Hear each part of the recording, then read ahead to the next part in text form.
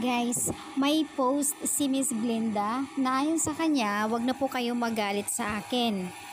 Okay na po ba ang lahat?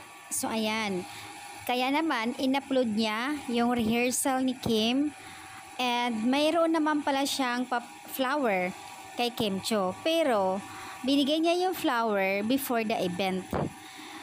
Ibig sabihin, yung flower na hawak ni Kim the time na rehearsal.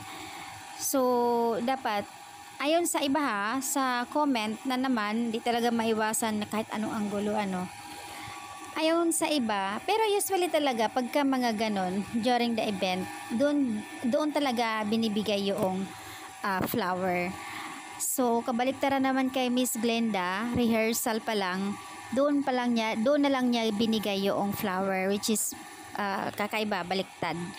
So, yun ang pag-post ni Miss Glenda at ayon sa kanya, wag na po kayo magalit sa akin.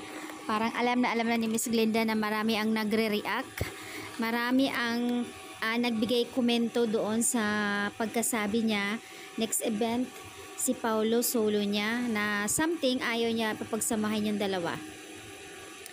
At sa clip video nakita doon pareho naman ang Kim Pao, may regalo din siya kay Kim and may regalo siya kay Pao.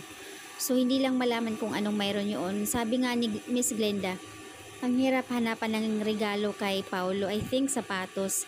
And then, siguro kay Kim, necklace or either ring.